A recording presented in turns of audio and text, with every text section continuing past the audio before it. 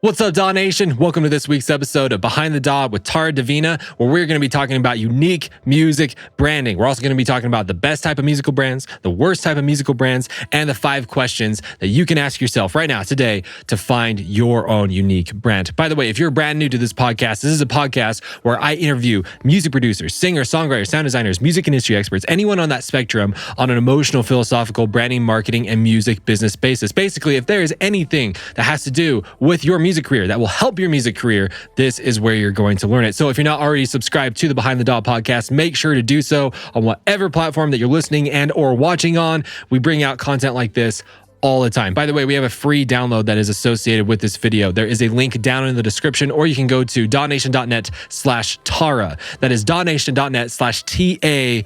It is a free sample pack from our Was It You walkthrough that we have with AU5, Matthew Steeper, and Halion. It is actually the song that's playing in the background right now, and it's going to play in the logo reveal. So if you want that free sample pack that's made from the song itself, from the sounds in the song itself, link down below, or dawnation.net/TARA.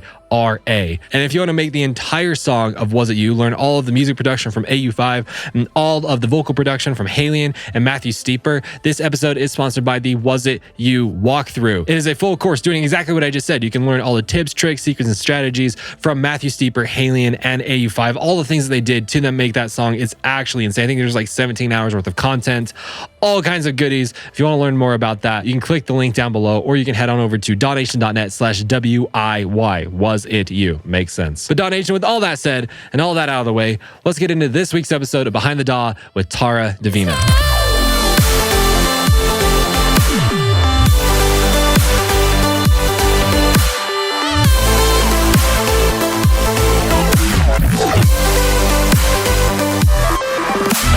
I want to welcome you to another week's episode of Behind the DAW. And DAW Nation, we have so many gems for you today. There's so much knowledge in this episode. We have Divina here, and the first topic that we are going to talk about with her is unique branding. So Tara, take it away. Tell us about unique branding. As we all know, there's so many artists out there in our genre, no matter what genre we have. Like at this point in the way that the music industry is now, there's an opportunity for everybody to be available. And so in order to stand out, it really takes something more than the music. Like, we all see so many incredibly talented artists that nobody seems to know about. And this is something that obviously bothered me for a long time as things started to shift in the music industry. I noticed this more and more. And I got curious about what makes an artist like me, what makes an artist like you be able to stand out and to find our audience in such a wildly vast market where both everything is possible and nothing seems possible. And I started watching who seems to be really successful with their marketing, who seems to be successful with being recognized and known. And number one is, as we've always known, it rarely has to do with the quality of the music. So true. Not that it hurts to have really high quality and incredible music, and that music does speak for itself in some ways, but it's not what builds an audience, and it's not what gets us known. It's also not what keeps people coming back for more, ironically. It's more about what people know us for. And you would think it would be the music, but actually it's our messaging. It's our message. And professional marketers and branders for large corporations have always known this, right? If you think about your favorite brands, you can almost always hear the tagline, the message, the thing that brand presents itself and stands for. If you think about your favorite teachers and mentors and coaches and public figures that we admire, there's usually something that they stand for that we can remember them by. And what's funny is most musicians don't have that. Like you look at that musician and you don't really get a sense of who they really are at the core, because most of us don't spend the time to really invest in getting to know who we are as a figurehead, as a leader. And that's really what marketing and branding is about. It's about being a leader and leading in some way. And it's not that we have to have something incredibly remarkable and unheard of to say. It's more just about standing for something that is recognizable, that other people can look at and say, I stand for that too. And I want to be a part of having more of that in the world. Thank you so much for sharing this. This is stuff I've been saying for years to DAW Nation. And a lot of people have taken it to heart, but there's still a lot of people who are like, I don't know, man. So it's so nice to know there's someone else out there that is experiencing and seeing and forming opinions that are the same as mine. So this is very, very nice. But I wanted to go a bit deeper into branding really quick with you, DAW Nation, which is, I believe you'll agree with this as well, Tara. Branding, there's really two main concepts when it comes to branding that I've seen. The first is differentiation. I believe that's a word. Let's pretend that's a word. It allows you to see the differences between two different brands. Like, for example, a lot of people that listen to DAW Nation are also gamers. I recently have been looking into buying an Xbox Series X or a PS5, right? All right, so if we're looking at, okay, how can I visually see the difference between the two of them? All right, well, one's green, one's blue, one looks like a giant rectangle, one looks like a Wi-Fi router from someone from Mars, right? And so I can clearly see the difference between the two of them, right? Then we go into the next part, the second part that I was talking about with branding, which then we go into the second important piece of branding, which is that it clarifies the value that the brand brings, right? So for example, if we're still using the Xbox versus PS5, and I don't know if you're a gamer, Tara, so bear with me, this is probably excruciating, but with Xbox, like you have Game Pass, which you have all these games on there. With PS5, they have so many exclusives that come on there, and they actually just announced their version of Game Pass, so on and so forth. But so basically, you can see that because of their branding, I could visually see the difference between both of them. But then the second part of their branding is that then I can see the unique value that each one of them brings. Is this making sense? Am I on the right path? Yeah, that makes so much sense. Awesome, which brings me to the next part, which is there's been many people that I've preached this to, said, branding, marketing is very, very important. But then they'll bring up the concept of, well, Wyatt, the way that you're explaining it, there's some of my favorite artists that aren't very good at branding. There's some of my favorite artists, they're huge and they don't have very strong brands the way that you're describing it right now. So what's up with that? I know this one artist that sounds like 12 other artists that I know, but they're gigantic, they're huge. And so what would you say to that, Ms. Tara? I would say if you look closely, you'll see what they're about. So you can take, for example, I'm just thinking of when I was doing marketing for the White Stripes back in the day. I don't know if anyone remembers the White Stripes, but they were very anti-marketing and they were like too cool for school. This is like circa 2002 or 2003. And it was my job to do their online marketing, and they were willing to do nothing. Basically, like they didn't want to do anything. Their brand was like, we are too cool for everything. We are completely anti-establishment. We're anti-corporate. And yet they're signed to Virgin. Like that was their shtick. Like whether they really felt that way or not, I don't even know. But like that, they were so firm about it. They're like, we are not sellouts. We are not sellouts. We will not have branding, was their brand. And so I give this example to say that it's always there. When anyone is magnetic to a group of people, that group of people is rallying around something. And so even if they don't have beautiful logo or pretty marketing, like actually none of that is necessary. Sometimes it can help if that is your brand, but it's more about what do you stand for? And what you stand for, it seeps through your lyrics. It seeps through your song titles, the tone of your music, how you present yourself, where you're willing to play and perform, what you're not willing to play and perform, who you're performing next to, the interviews you give, what you are willing to say, what you're not willing to say. All of this is your brand. What do you feel like is a brand that you're just like, oh, chef's kiss. This thing is amazing. It's perfect. It just takes all the check marks on the beautiful brand checklist. Like what is a brand that is like that for you? The first example that comes to mind is a touch old school, but I think it is such a great example. Hopefully most of you have heard of Sarah McLachlan, and I'm not an electronic artist, but some good remixes. I used to be her, fun fact, I was her doppelganger growing up. I'm Canadian. I grew up in Canada. And Sarah McLachlan was an unknown Canadian artist with like a tiny foothold in the Canadian market for kind of emotionally raw singer-songwriter songs. And she showed no signs of like really making it. But she decided to create something called Lilith Fair. And Lilith Fair was the first all-women music festival. And she put herself on the main stage alongside artists like Jewel and Paula Cole and the Indigo Girls and other people who were quite significant at that time. And again, this is like circa 1997, so we're way back in time. Sure. This stuck with me for a reason. So Lilith Fair, what it stood for was giving women a voice in the music industry. It was a very clear message. Women didn't have a voice. They were always given garbage billings on music festivals at that time. Things have changed since then, but not totally. And Sarah McLachlan suddenly became the spokesperson for Women Deserve a Voice at a Spot on Stage. And in doing so, cleverly aligned herself next to these major players. So suddenly you're looking at her name alongside the billing of all these superstars. What happened? She became a superstar.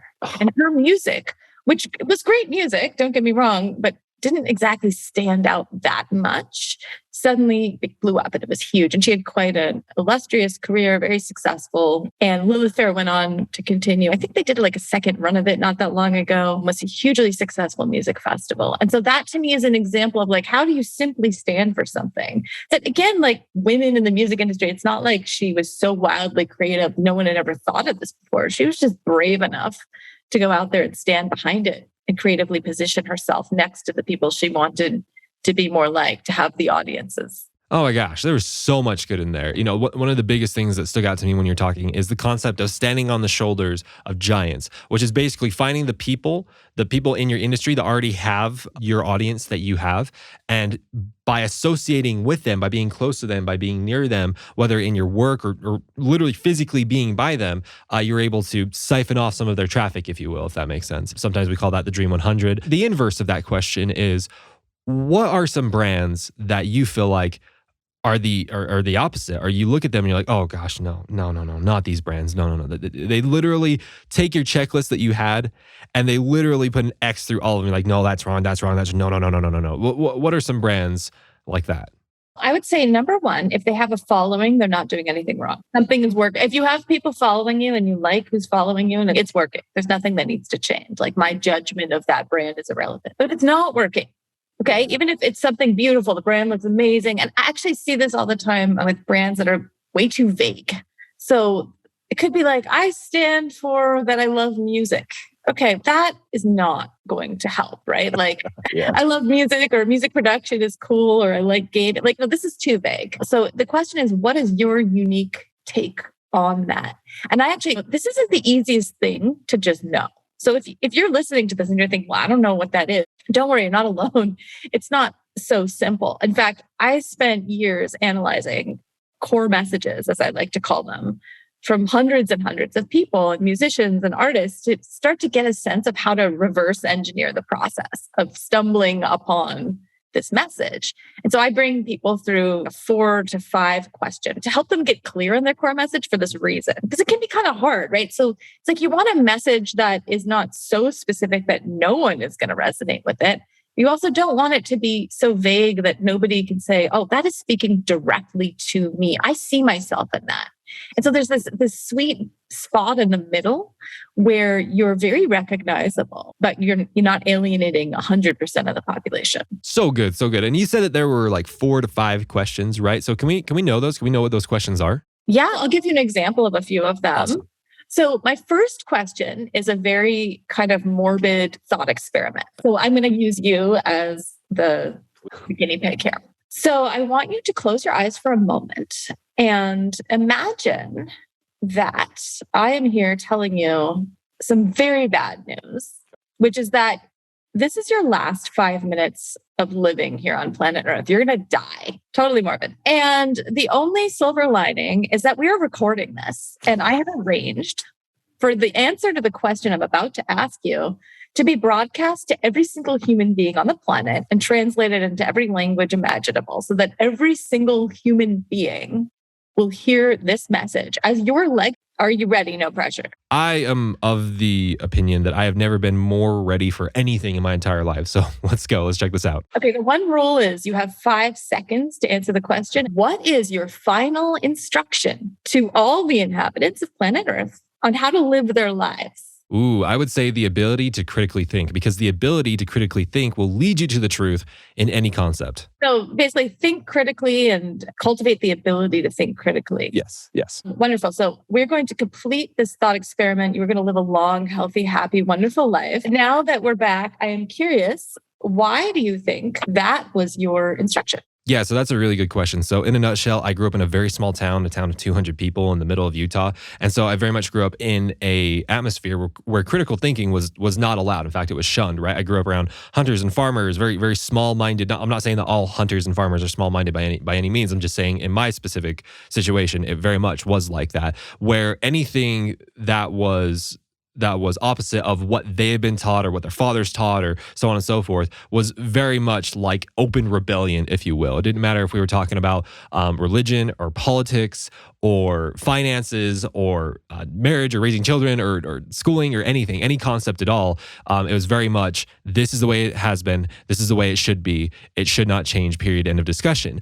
And so what I realized as I got older is that it's not just in the small town that it was like that. I mean, I do think there was a higher concentration in the small town, but as I got older, it wasn't just like that. It was everywhere. It didn't matter what religion you were. It didn't matter what side of the political aisle that you were. It didn't matter what country you were from. It didn't matter, who you were married to or how many kids you had or where you went to school or if you didn't go to school or what profession you went into. This aspect of a lack of critical thinking is everywhere. Again, it's very concentrated in certain places, I believe, but it's literally everywhere. And what I mean by that is that it's the ability to be able to take an idea, a concept, anything, and to be able to break it down and be like, is this true? Is this not true? What is the evidence suggesting that this is true? What is the evidence suggesting this is not true? Where is that information coming from? Is that source defiled? Is it reputable? Is it so on and so forth? Is this been tested? Has there been experiments on this? Is then so on and so forth? And I do think this is one of the biggest things that is wrong in our world right now. And I mean, I've been really getting into politics, and I'm not necessarily subscribing to either side of the political aisle, but I do believe that one of the biggest reasons why there's so much discord between people on the left versus people on the right, specifically in America, is because there's no sense of critical thinking. They just believe, there's this inherent belief that whatever you've been taught or whatever you think or feel is correct is the correct thing. And any information that is brought up against that is meant to be shunned, is meant to be attacked, and so on and so forth. And of course, it's not just in politics, it's in everything, but is this making sense? Yeah, it's like the ability to go beyond the confines of what you've been raised to believe, to actually be able to courageously examine and throw out those beliefs, which can feel absolutely scary and risky, but is necessary if you're going to live in your truth and have a fulfilled life. Let me ask you a question. I were to interview you on this topic, do you think you could just talk about it for hours? For days. Yeah, absolutely. Okay. So I would actually end the process with you here. That is the litmus test. So first of all, we would ask the question, is there a clear message here that speaks to a specific audience? So yes, the specific audience is people who've been brought up in a fairly confined and maybe dogmatic culture, whether that's their family or where they live or their city, etc. Some people have been everybody's brought up within some confront, like they have some limited perspective, but some more than others. You're speaking to the people that really grew up within a very tight construct and who are curious about what else there is, about more. Maybe they're teetering on the edge of knowing what's possible for them. They're feeling a little scared, or maybe they've already broken away from that mold, but they need that encouragement to keep going. Like that's your audience for this. And then the message is that keep doing what you're doing, think critically, here's how, here's why, here's what's possible. And so you've passed both of those things. It's like, we know what your message is. We know who you're talking to. And we know that not everybody has the same message. It's not like you've interviewed 20 entrepreneurs or musicians, like probably nobody else is talking about this specifically. Sure. And then the third test is, can you talk about this endlessly?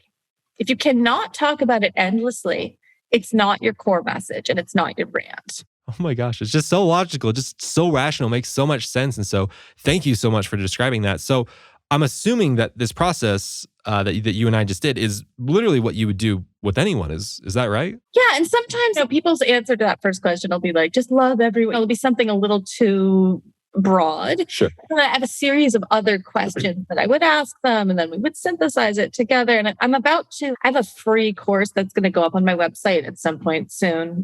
I just have to get it together, but there is a segment on this that walks people through the steps. So if they go to my website, which I'm sure we'll share later, if you sign up for my email list, I'll email that to you soon. I'm just getting it all organized. It's absolutely amazing. And DAW Nation, when that resource is available, which by the time that you're listening to this, it very well could be available, head on over to her website. There's a link down in the description. Is there anything else with this topic that we need to cover before we move on? Yeah, I just want to say one more thing about it, which is that the idea is that you want to be like a broken record about your core message. It doesn't mean you need to say the exact same thing in the exact same words, but you want to think of it like facets of a diamond, right? Like at the center, you have a diamond, which is your core message. Mm-hmm. And the facets are all the different perspectives and ways and contexts in which you might express that core message.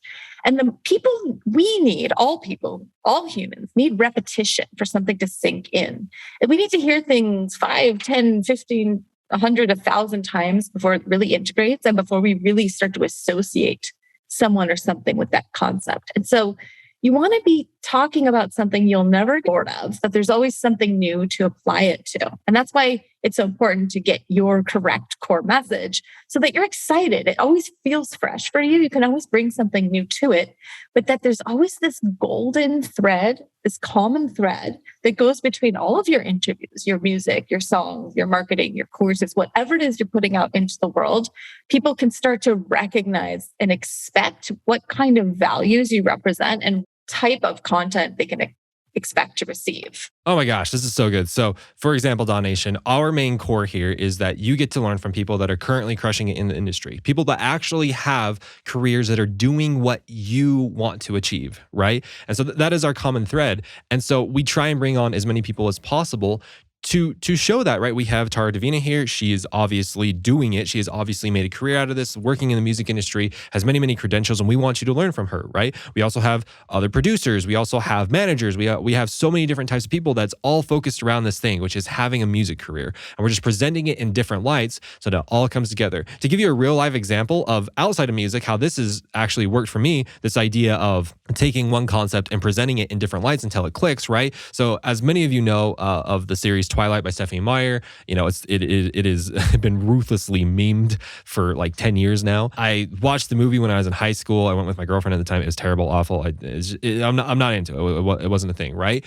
Back in 2020, Stephanie Meyer released a new version of Twilight, which is from Edward's perspective, who's the main male protagonist in the series, right? I was like, I don't know, I'll try it. My wife loves Twilight.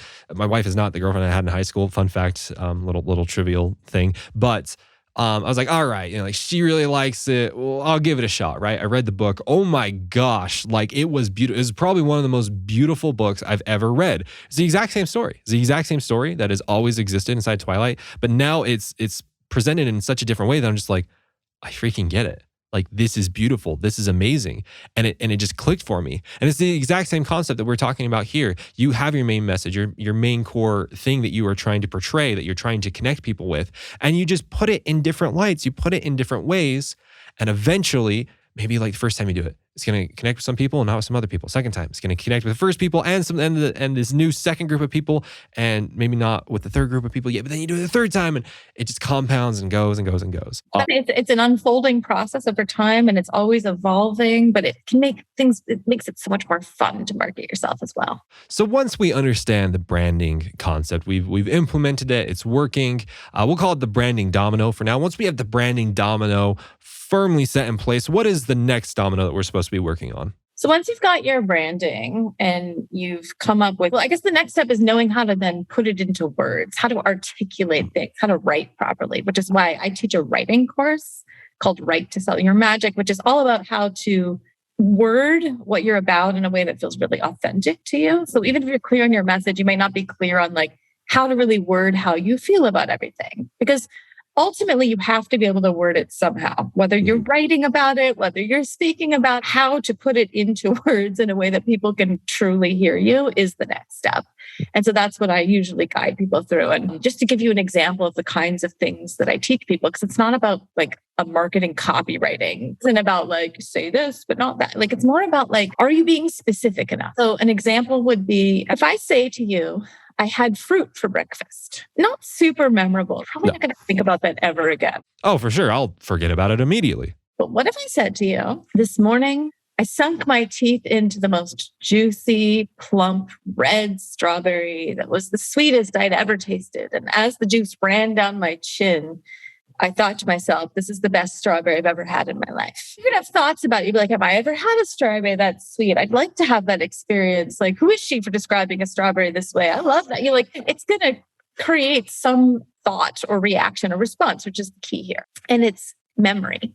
And what is the difference? Well, fruit is what we call an abstraction, which means that if I say the word fruit, you could imagine an orange, you could imagine a peach, you could imagine a mango, you could literally imagine any thousands of fruits. I don't know, there might even be tens of thousands that exist in the world. But if I say a giant, plump, juicy strawberry fresh from the farm or something like this, like there's not a lot of difference. Like if I'm imagining a strawberry that's juicy and you're imagining a strawberry that's juicy, there's no difference in what we're imagining. We're on the same page. It's called being specific, right? You have abstract and you have specific.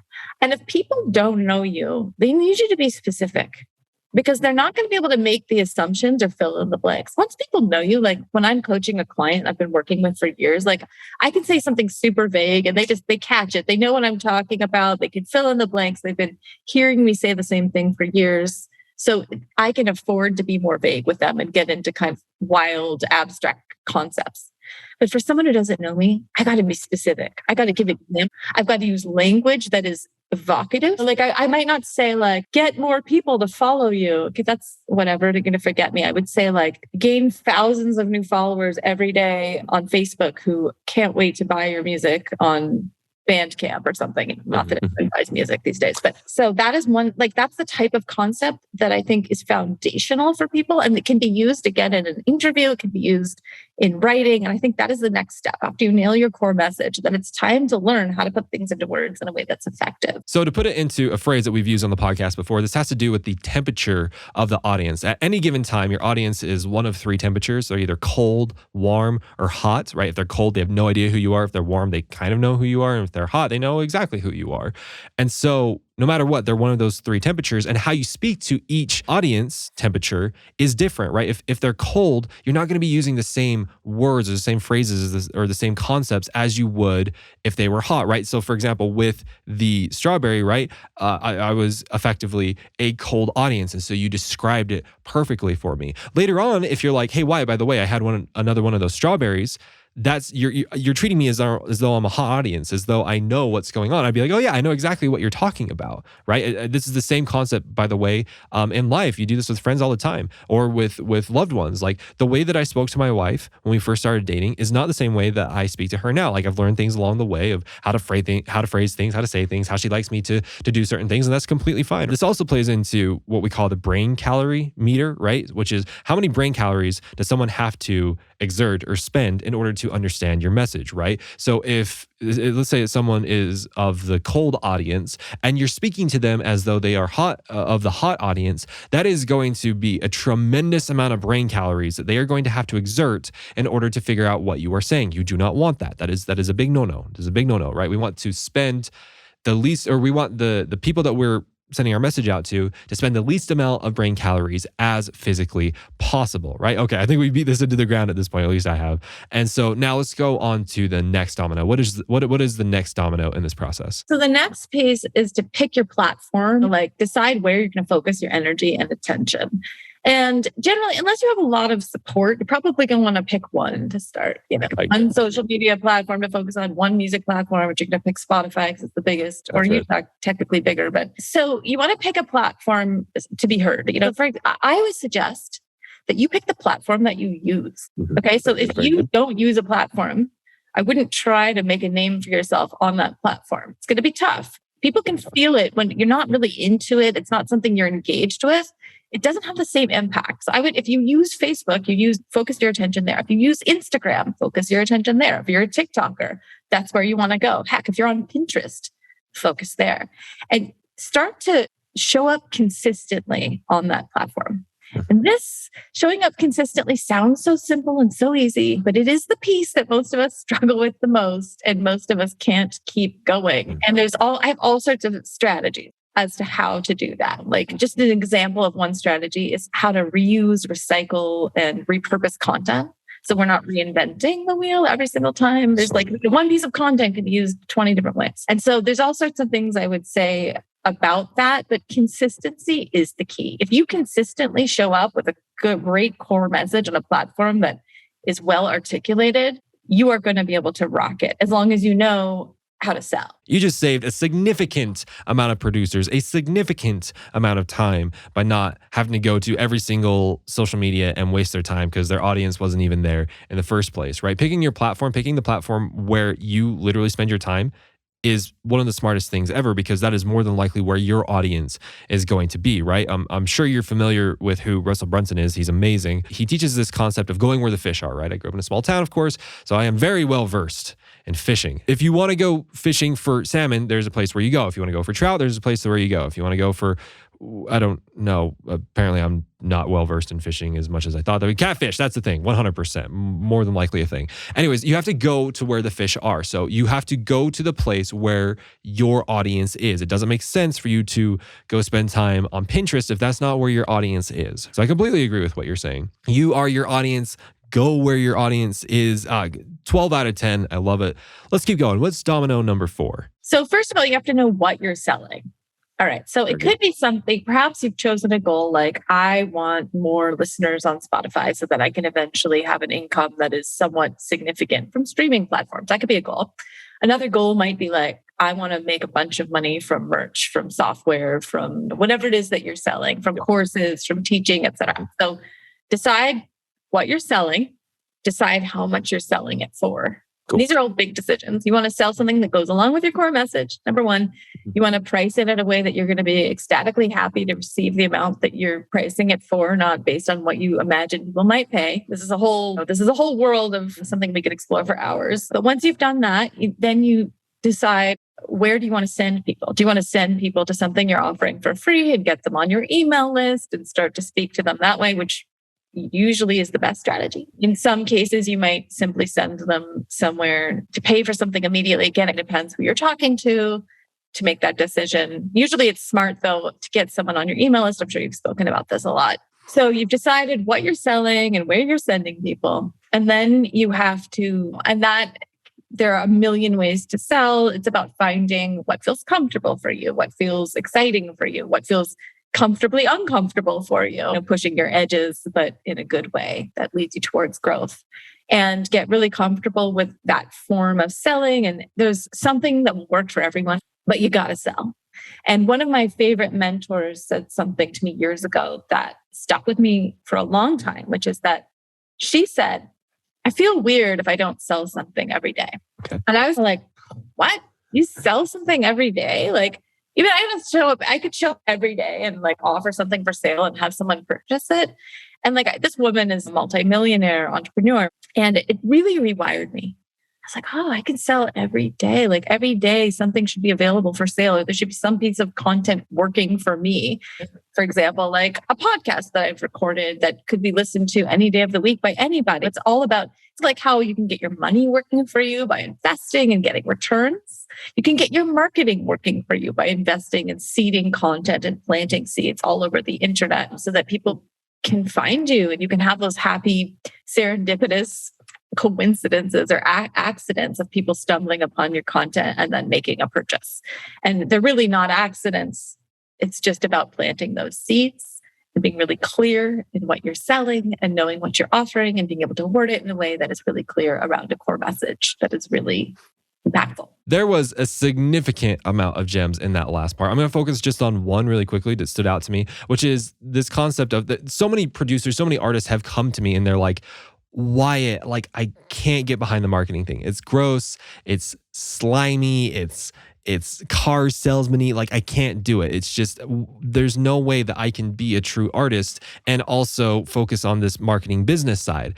And yeah, you're shaking your head right now. And I feel the same way. It was just like, what do you mean? Like, why would you say that? That doesn't make any sense to me. They're partners in crime. They're part of the same whole. They're two sides of the same coin. Like your marketing is what gets your music out to the people. It's a beautiful thing. It doesn't have to be slimy and gross and nasty and so on and so forth. And a lot of people have rebutted to that. It's like, well, if my music is good, it should speak for itself and then it should promote itself. And it's like, I'm sorry, man, but that doesn't exist anywhere in any business, no matter what. And this is a business, regardless if you don't like to use that word, that's the no word, that's the trigger word. I'm sorry. Like That doesn't exist. You have to present your music in such a way where it gets out to the people. There's no thing that is just so good that requires zero marketing. People can bring up like, well, wait, Tesla's so good that it doesn't need marketing. Well, the fact that they exist, that the cars are on the road, that is a form of marketing, right? It's a different type of marketing than like paying for ads and stuff like that, but it's still a form of marketing. So yeah, they're still marketing, right? You have to market, you have to know your business in order to grow your brand. It's just a part of the process. There's no way around it. I've also heard people have told me that they're just like, oh my gosh, like, I've seen someone do this certain type of marketing and now I'm not going to market my music anymore. It's not going to happen. And so I've said to them in the past, it's like, that's like saying that you went to Burger King and thought it was gross. So you'll never go to a restaurant again. No restaurant, no matter what. No steakhouse, no sushi, no pizza, nothing. You will never go to a restaurant again because of what Burger King did to you. It's like, dude, you were missing out on so many beautiful experiences and so many beautiful concepts because you believe that this really nasty representation of what a restaurant is now affecting your overall view of what a restaurant is, which is just absolutely terrible because there are so many beautiful marketing techniques that can fit with your brand where you can still find the people that truly resonates with you and not be that gross, slimy salesman at the same time. You see what I'm saying? 100% again. And I would say like, this is why I do what I do, is to help people make their marketing feel like a work of art, because we deserve to have our marketing feel as artful as our music or our product, right? Like if it doesn't feel artful, it's going to feel inauthentic. It's going to feel like a chore. We're not going to love it.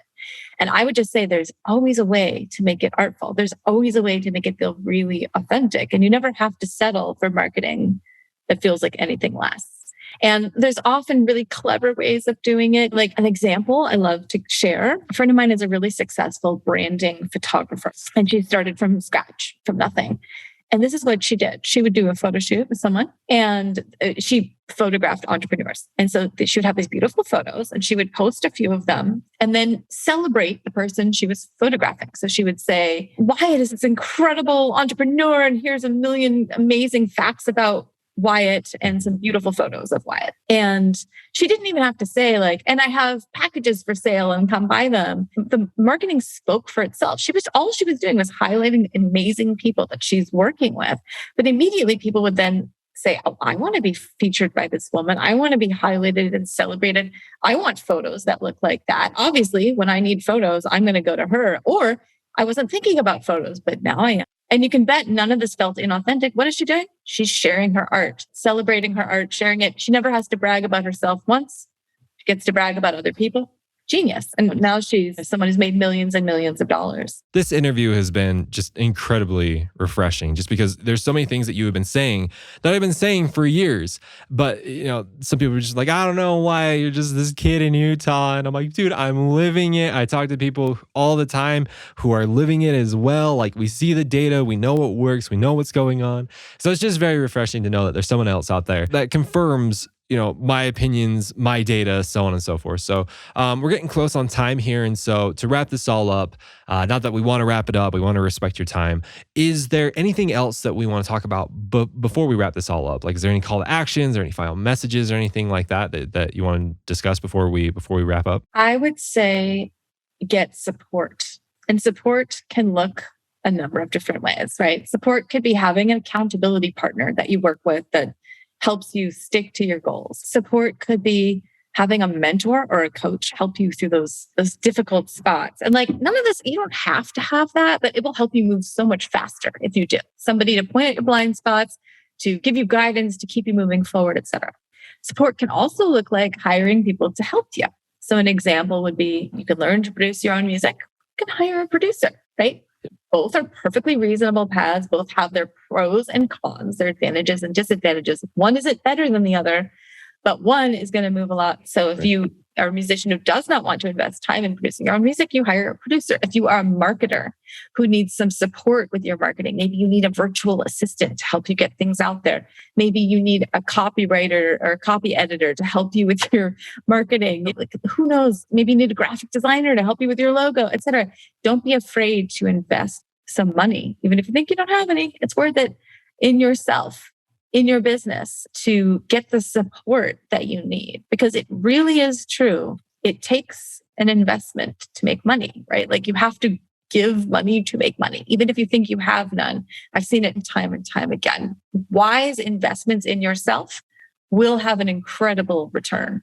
If you don't make them, you won't get the return. If you do make them, you have a really good chance of getting the results that you so deeply desire. We could open up an entire gem store, gem franchise at this point with how many gems have been dropped in this interview. So we really, really appreciate all of your knowledge and wisdom that you've shared. But I completely agree with what you just said, is that you do need support, right? It doesn't matter where you are on the spectrum. It doesn't matter if you're beginner, intermediate, advanced, if you have no idea what a DAW is, or if you're like, yeah, like I'm producing, I'm getting releases on labels, or you're making $10,000 to $100,000 per month doing music. It doesn't matter where you are. You need support. You use the word accountability partner. I love that. I love the idea of accountability partner. We've used the term mastermind before. All the same concept. It's just you being with somebody, you working with somebody that has similar goals to you, or that has achieved something that you want, or wants to achieve the same thing that you want, or so on and so forth. It just keeps you on the path. I have one. Many of those who listen to the podcast know it's AU5. We meet all the time. In fact, we have a meeting tonight, just to go over things, make sure we're on track and keep pushing each other forward, and so on and so forth. So I highly encourage everyone to have some type of accountability partner or mastermind going on. Literally right now, when you're talking about like hiring someone, we literally just looked at our last year, and it's like, okay, in the last year, where were our biggest bottlenecks? And we hired 4 people to cover those bottlenecks. And it's like, yes, this is exactly what we need. I don't know if it's going to work out, but the fact that we're having faith and we're moving forward is exactly what needs to happen. And I hope DAW Nation is going to be taking similar steps forward. I know I already asked you if you have any final words. Is there any final words? I think that feels complete for right now. And I could speak for hours and hours about each of these topics. I would just say, don't be afraid. Don't be afraid of marketing. It can be really fun and really rewarding. Tara, thank you so much. DAW Nation, make sure to go over to her website, check out all the resources over there and everything that she has for everyone over there. And Tara, again, this is just amazing. There was so much knowledge in here. And I really hope that DAW Nation really takes this seriously, really treats this podcast with the respect that it deserves, because you took your time, you've taken your time out of your day to share this stuff with you. You've sacrificed years of your life figuring this out. And now you just lay it on the silver platter for all of us so that we can benefit from this. And so hopefully DAW Nation will not, take your sacrifice in vain, or make your sacrifice in vain. Hopefully they can take it and start applying it into their music careers ASAP. But with that being said, thank you so much for coming on,